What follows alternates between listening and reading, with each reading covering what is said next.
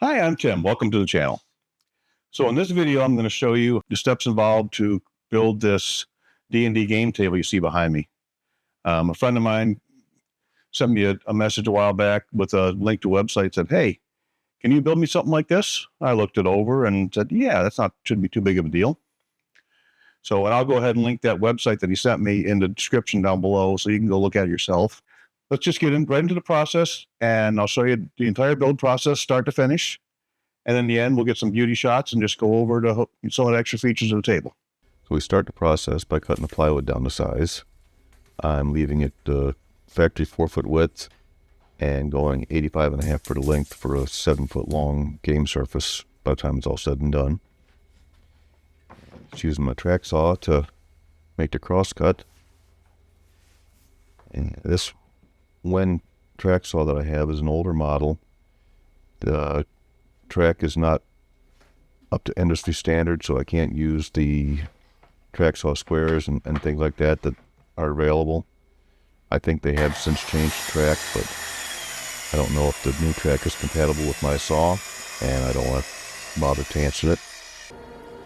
Here I'm cutting the inner apron down to length.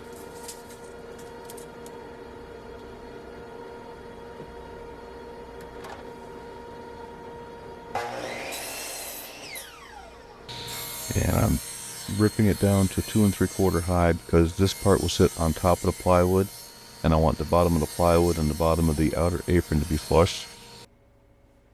And on the plywood, I'm using a combination square and marking a line 3/8 of an inch in from the edge and pre-drilling for the screws that are going to go up to hold the outer apron or the inner apron to the plywood. And using a spacer block to make sure it's in the right position, and throwing a clamp on it to hold it in place, and I'll run some screws in from underneath just to hold those in position temporarily. They're going to come on and off a few times throughout the process before I do the final attachment.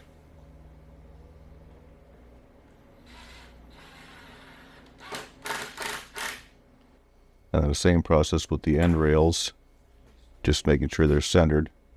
You see I've got a overhang, and that will be to support the top cap.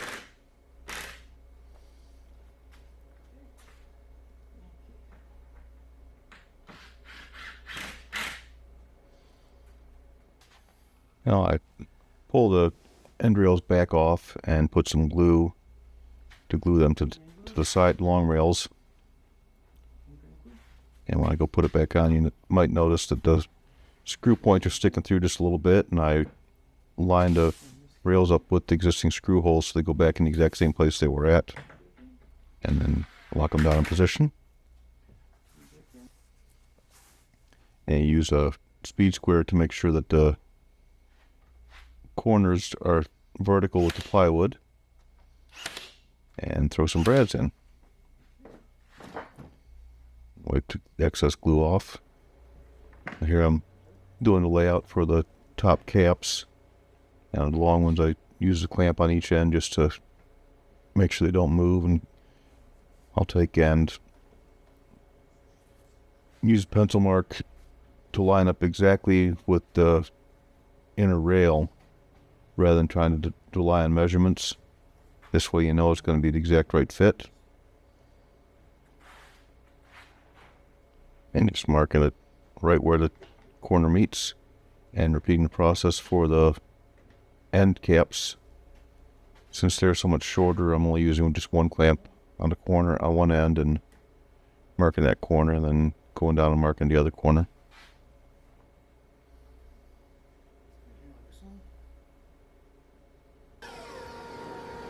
And now I'm cutting the miters for the top cap, just sneaking up on the cut, make a rough cut, and then adjust and get it perfect.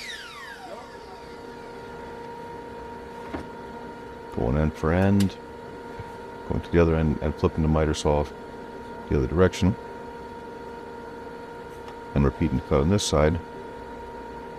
Once again, cutting a little bit long, and then sneaking up on it to get it absolutely perfect.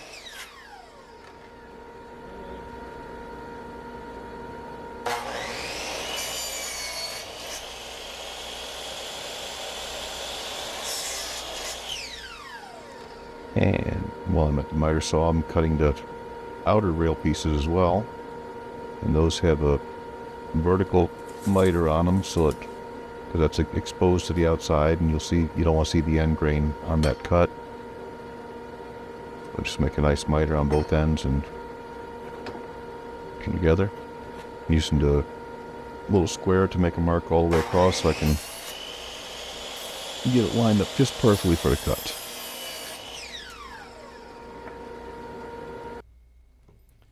Now here I'm putting in slots, biscuit slots on the top cap. I'm doing that in all the miters because, well, for one, because I have a biscuit joiner and I don't have a domino. But I think that's a good way to help with the alignment of those miters, because there is some support underneath the long rails or the long caps. But it's nice to just have that little extra security holding it for alignment. And here I'm gluing them up. Putting a good bit of glue onto the biscuit and sticking it in the slot. Picking up the one I dropped.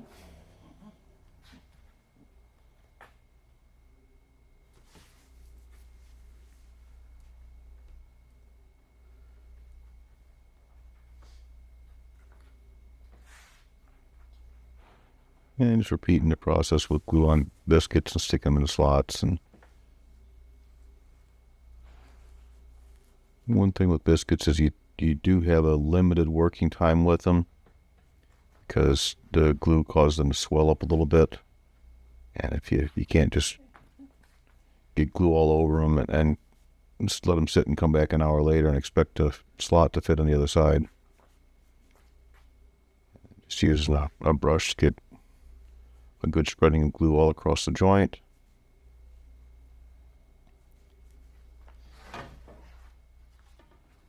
And same thing on the other board, just some glue down throughout the joint and make sure it gets in the slots.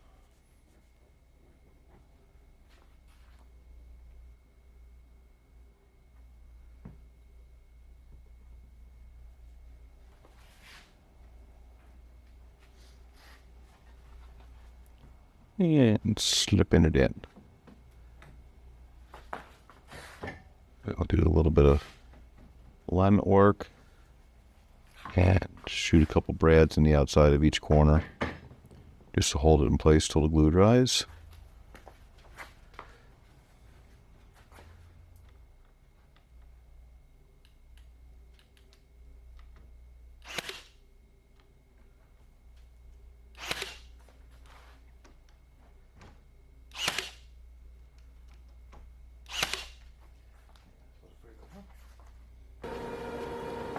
Now here I'm cutting blocks for that go inside the entire top cap and rail assembly.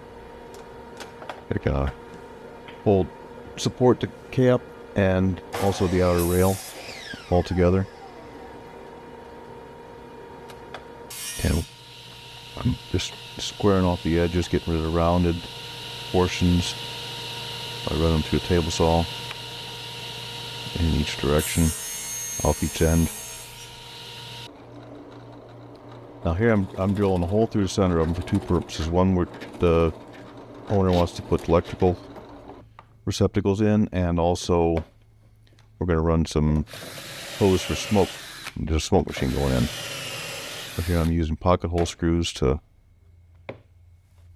we'll be attaching the blocks to the inner rail and also to the top cap with the pocket hole screws. Now here I'm doing the layout for the electric receptacle boxes, and the blue tape on the inside is where the blocking is going to go.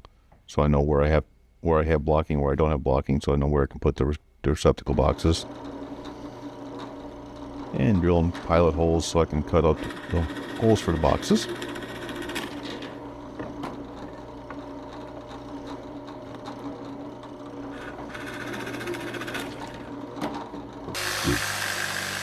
And just using a jigsaw to finish up that cut. And then we'll check the fit to make sure that the electric box actually fits before I go cutting all of them out.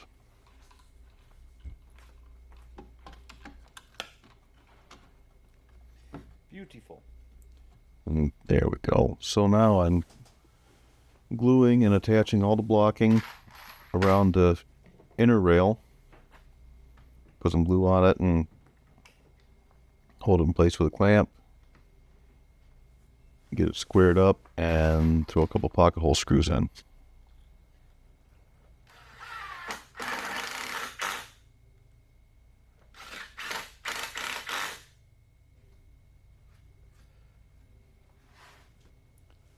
At this point, I've got the rails, the top cap is all glued up and dried, and have it sitting on top of the inner rail. And I'm marking for the biscuits that I'm going to put, holding those two pieces together for alignment. And I had to unscrew the inner rail because the fence on the biscuit joiner was too long to do it with it in place. And now I had the top cap on upside down, so I'm cutting the corresponding slots in the bottom of the cap.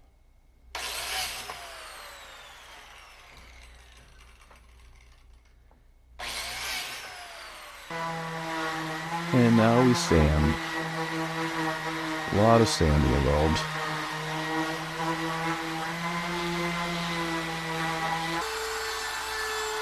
Here I'm taking a eighth-inch round over bit and going all the way around the top cap, inside and outside.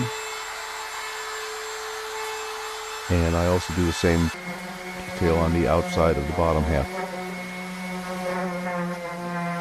Get the inner rail off and sanding it down, and sanding all the outer rail pieces before I do assembly.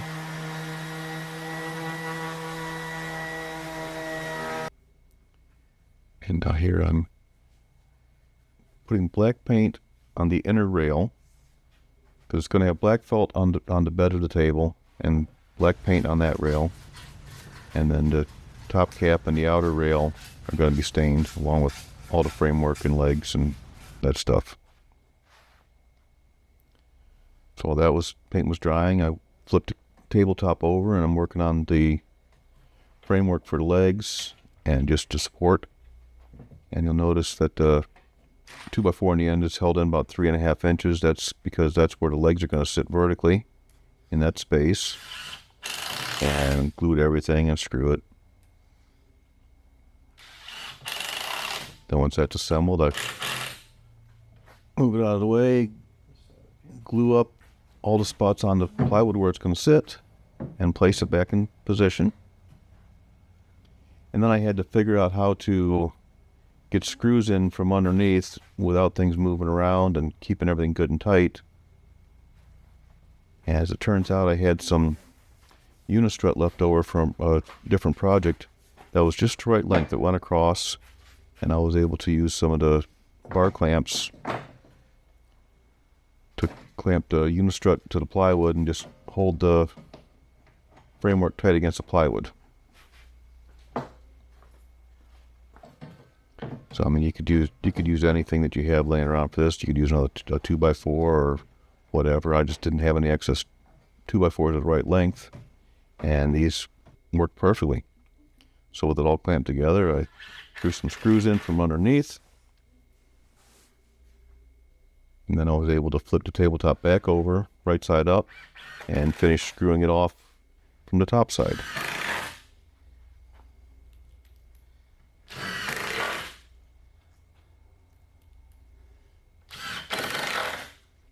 Now here I'm working on the framework for the lower shelf.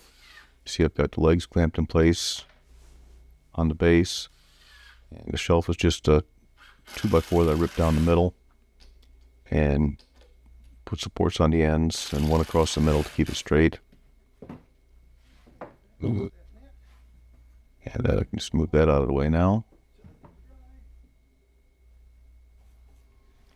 And here I'm working on using pre-stain conditioner on all the pieces that are going to get stained. Well, at least on the top cap and the outer rails. I didn't bother with the legs and the lower shelf because that's hardly seen. But pre-stain conditioner does a good job at evening out the stain on this pine. So it's definitely a recommended step.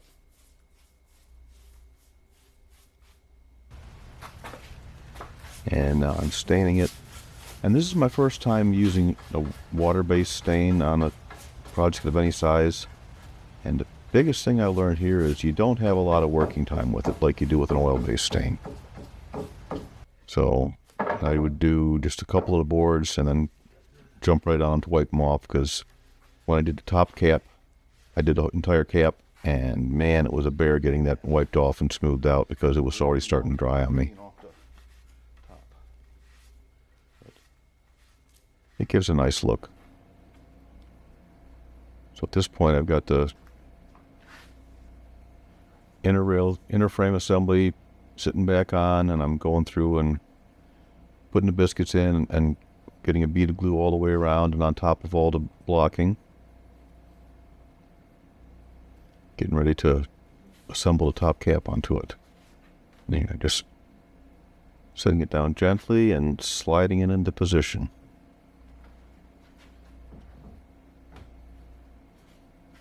Just kind of working my way around, getting to both ends first and going around all the edges, and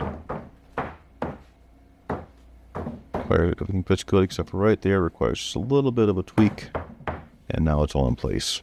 And I go through with more pocket hole screws, and I attach the top cap to all the blocks that are sticking out all the way around.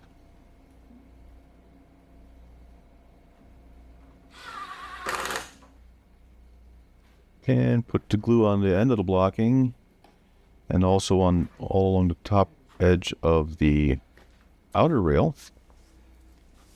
And you probably didn't see it, but I also have pocket hole screws on the inside of the outer rail that will attach it to the top cap, as well as being attached to the blocking.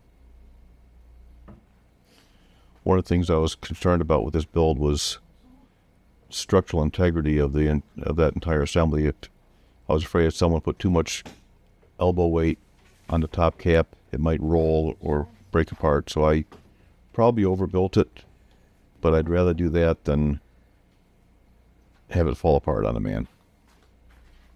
So here I'm just making sure that the rail is centered properly, and I get it where I want it. I tighten my clamps a little bit, and I throw some clamps on, clamping it in against the blocking. Give the glue a good chance to dry.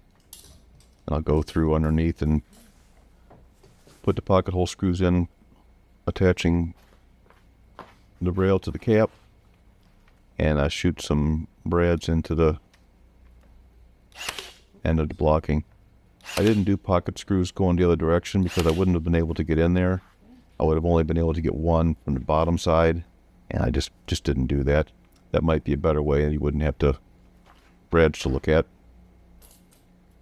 But then, just repeat the whole process with the end rails. Gluing everything up, get some good glue in the miters. That's the nice thing about pre-finishing, is you can get finish around on the inside of the miter. So even if it does open up a little bit over time, you won't really notice it because it has stain inside of it. You don't have to worry about glue preventing the stain from soaking in because it's already stained.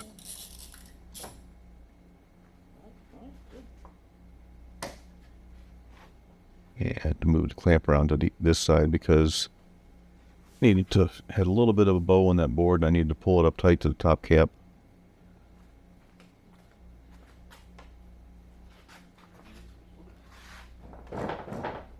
Just adjusting it a little bit, get it all the way over so I can get a nice tight miter.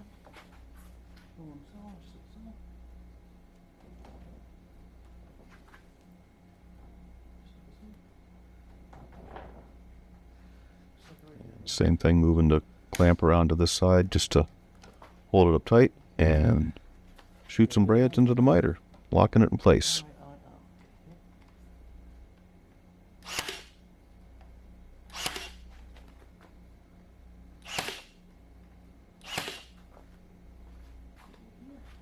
Now this other side, it's sticking out just a hair long.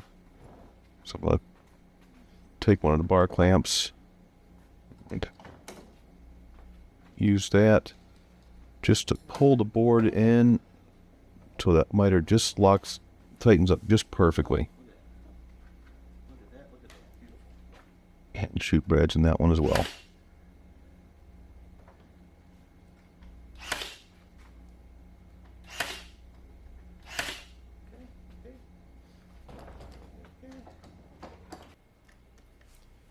Now here I'm attaching putting quarter round all the way around the inside, just underneath the top cap.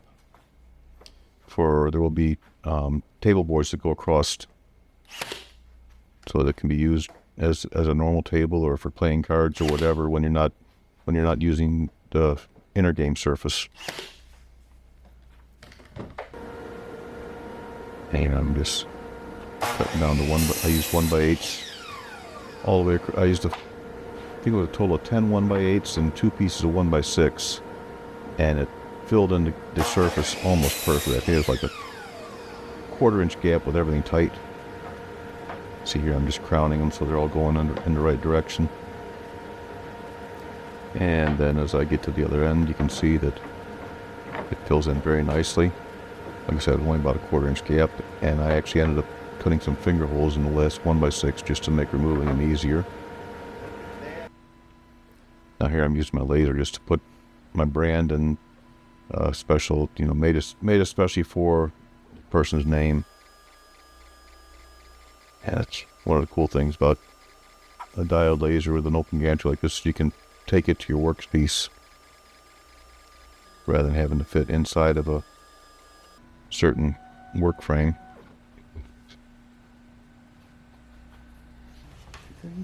And now I'm putting the planks onto the bottom shelf. And I used what I thought was a pretty neat trick. I took a bunch of flat washers and piled them up and figured out which flat washer size would work best and placed them between each board, and that gave me nice even spacing.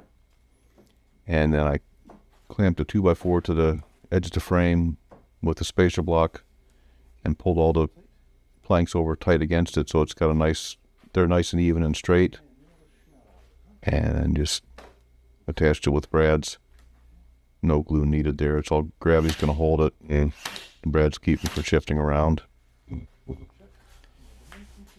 Now here's where I would do something different. I laid out the felt for the game table bed, for the game surface, and I cut it to the right size.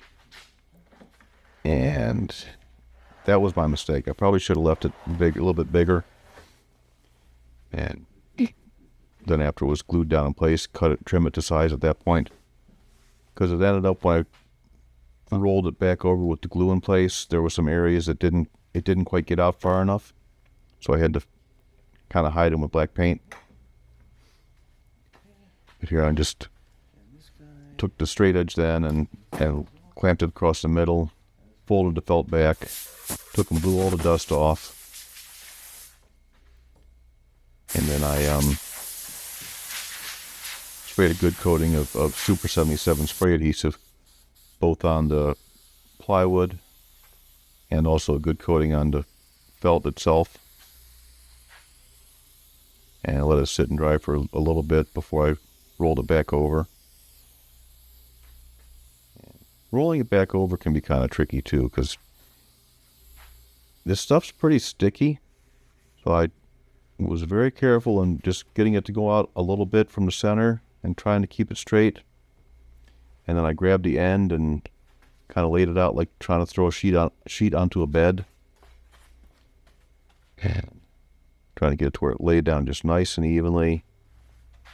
And I went through and spread it out with my hand as best I could.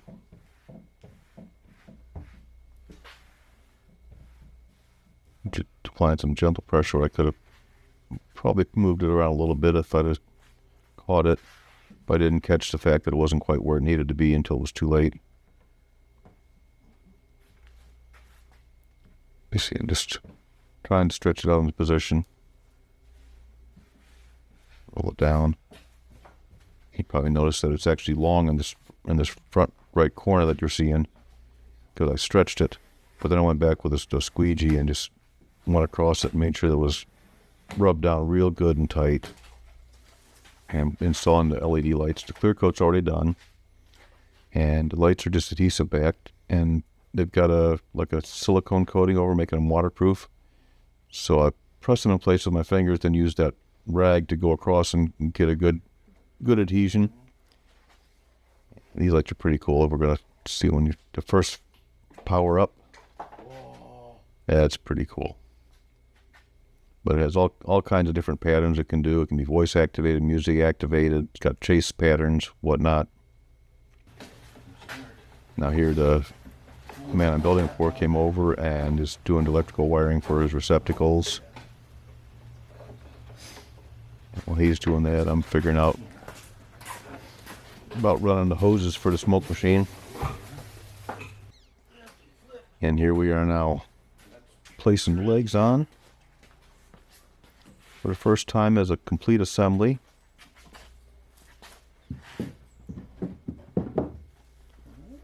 Just used carriage bolts, and I actually painted the heads of the bolts with black and brown to kind of make them disappear a little bit. Oh, really? And then we deliver it. Now here you can see the smoke coming out. We've got 2 holes on each side where the smoke comes out to feed into the table.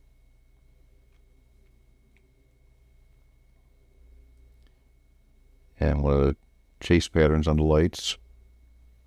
You can see we put where it has the receptacles. You got receptacles that have the USB plugs in them also, so that the players can charge their phones and whatnot.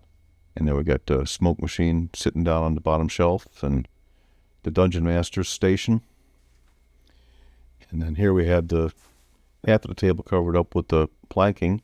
You can use it to play cards or whatever in other games, or use it as a dining table. If your set's not too tall, you can just hide it when you don't want to see it.